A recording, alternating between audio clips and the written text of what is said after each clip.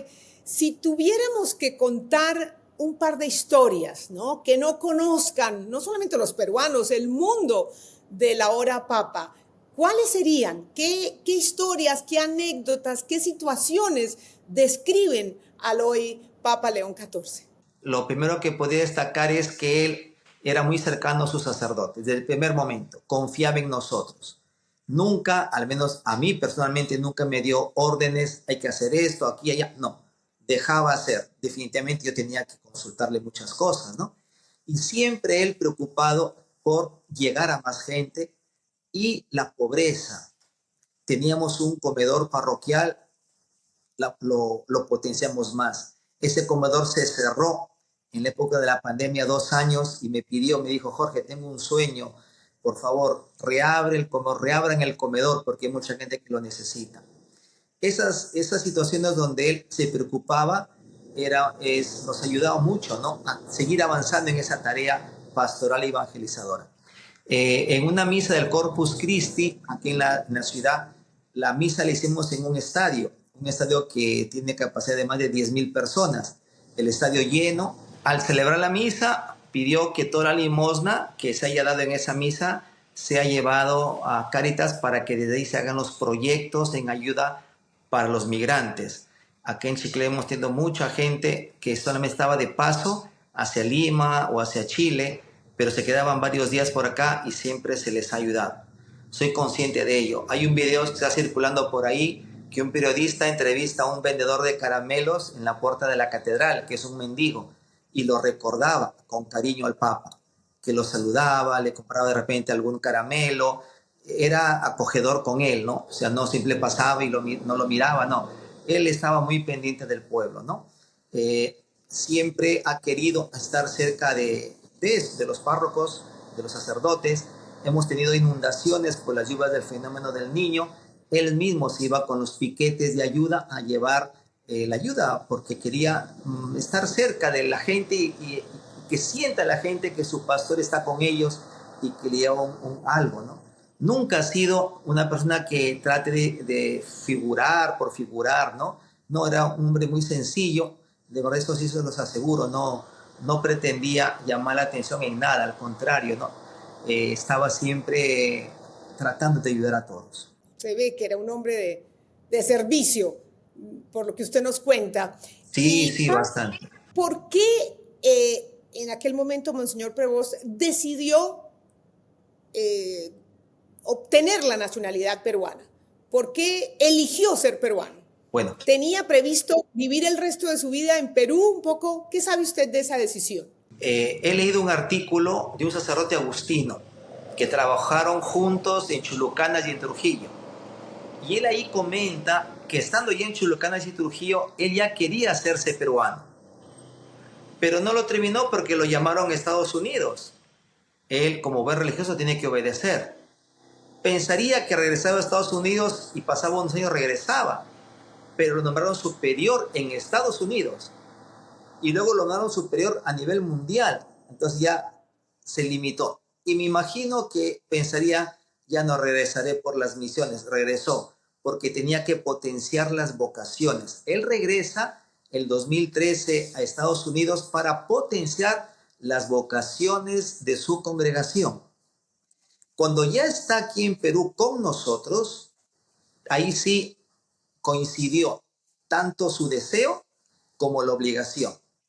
Por el lado del deseo de ser peruano y la obligación. ¿Por qué? Porque en el concordato Iglesia y Estado está previsto que para que un extranjero sea obispo de Chiclayo tiene que tener la nacionalidad. Entonces él pide la nacionalidad e incluso se vio amigos cercanos al gobierno para que la nacionalidad salga pronto.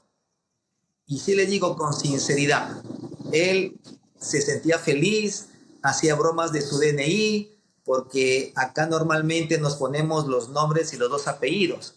Y en Estados Unidos el apellido de la madre no se coloca en los documentos, pues a él le pusieron eso. E incluso no le pusieron... Prevost Martínez, ¿no? Sí, pero le pusieron solamente Robert Prevost, nada más, Robert Francis Prevost, nada más. Dice, no tengo mamá, decía y se reía, ¿no? E incluso cuando le mandan la hoja, la ficha ya avisándole que tiene que ir a recoger su DNI, ahí decía, se habían equivocado, mire, se habían equivocado, le habían puesto que era analfabeto. Uh, Tuvieron que hacer un trámite y decía, mira, ve, el obispo de Chiclayo es analfabeto. No se molestó, se reía, tomaba broma y tenía que ir allá. Y tuvo que llevar, según la ley peruana, tuvo que llegar un testigo para que asegure que no era analfabeto. Y tuvo que llevar un sacerdote, la gente se reía y dice, ¿cómo pues piden esto? Pero tiene que ser conforme a ley. No se molestó, no se impacientó, tuvo que irse a Lima otra vez a hacer la gestión y salió, ¿no? Ya cuando sale la nacionalidad peruana, porque lo exige la ley, y este era también su deseo, ya fue nombrado ya oficialmente obispo, porque llegó él como administrador apostólico de Chiclayo. Luego ya fue el título de obispo. y padre, ¿cómo era su personalidad? ¿Era un hombre de buen genio, de buen humor? Un poco cómo lo describe, digamos, qué hábitos tenía, ¿no? ¿Cuál era su rutina? Un poco cómo lo recuerda, ¿no? En esos días cuando estaba allí en Chiclayo, especialmente, ¿cuál es esa característica de su personalidad que usted destacaría? Mire, él es un hombre serio, de pocas palabras, parco. No es de que tenga sentido del humor, que nos hacía bromas o estaba, no. No es locuaz tampoco, no es que hable por hablar, no, no, no. Pero cuando empezaba la conversación, cuando empezaba el diálogo en familia, en la casa, era bonito porque comentaba, se sonreía de nuestras ocurrencias, él hacía alguna broma, pero en el momento, no de un momento a otro, de momento que surgía, y luego mucha amabilidad. Eso es lo que a mí me gustó desde el primer momento. Era muy amable, atento a lo que uno le decía. Era una persona que pensaba las cosas mucho y después de pensar decidía y decidía inmediatamente. No es que vamos a ver, no, no, decidía inmediatamente. Y muy respetuoso de nuestra libertad, en el buen sentido, ¿no? No es que nos dejaba hacer lo que nos da la gana, pero sí respetaba mucho, nos pedía consultas. A veces, muchachos, ¿qué opinan sobre este tema, lo otro? A ver, denme ideas. Y ahí conversábamos, ¿no? Vuelvo a repetir, callado, sí, pero cuando ya empezaba la conversación o le requerían alguna opinión o un cuestionamiento que le hacíamos por algo, le preguntábamos, él respondía muy acertadamente, muy reflexivo siempre. Su rutina era levantarse a las 6 de la mañana, si tenía que viajar a la sierra, a visitas pastorales, se levantaba más temprano. Él solía manejar la camioneta para irse a la sierra, iba con otro sacerdote, del día a día, a 6 de la mañana, hacer su oración, desayunar y luego empezar 8:30, 9, 8:30, 9, atender toda la mañana en audiencias a la gente que pedía, ¿no? Él celebraba en la noche la misa porque decía, ya con la misa cierro el día, ya no quiero hacer otras cosas. Y después de la misa cenábamos, veíamos la tele, noticias y nada, esa era la rutina grata, ¿no? A veces sí, de repente lo encontrábamos una tarde que no tenía ninguna audiencia, de lo que fuere, o salí un poco a relajarse, le encontrábamos viendo noticias en inglés de su país, o viendo béisbol, que le encantaba ver béisbol.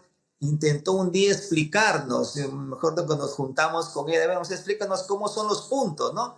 Yo no le entendí.